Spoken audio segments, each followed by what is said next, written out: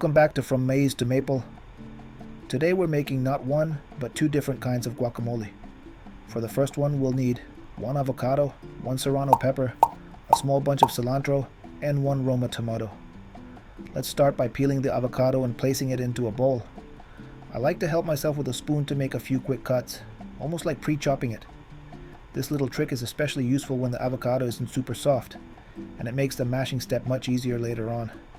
Next, I add just a splash of milk, along with a pinch of salt to taste. This will help give the guacamole a creamier base. Now we mash with a fork. The goal here is to reach a smooth, even texture, almost like a paste. Taking your time with this step is important, because the better the avocado is mashed, the creamier and more consistent the guacamole will be. Next, we chop the Roma tomato into small cubes. Then, with just 2 passes of the knife, we chop the cilantro until it's nice and fine. This way, it blends into the guacamole without being too noticeable in big pieces. Now we move to the serrano pepper. To make it easier, I slice along the sides, almost like creating 4 quarters, before chopping it into small pieces. This keeps the cuts neat and the pepper easier to mix in later. Although I didn't mention it at the start, I decided to add a small piece of white onion. I dice it into tiny cubes so that it gives flavor, but without overwhelming the guacamole. Now we mix everything together in the bowl. Don't forget to add a bit more salt and a squeeze of lime to bring out all the flavors.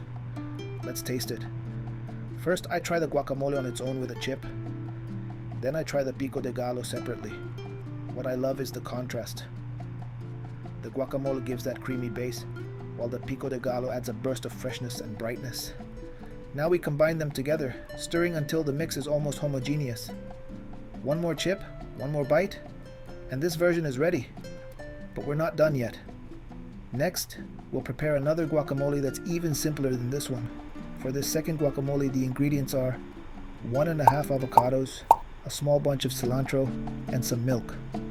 We chop the 3 avocado halves and place them in the processor. This version of guacamole is ideal for tacos, French fries, tortilla chips. Honestly, you can enjoy it however you like.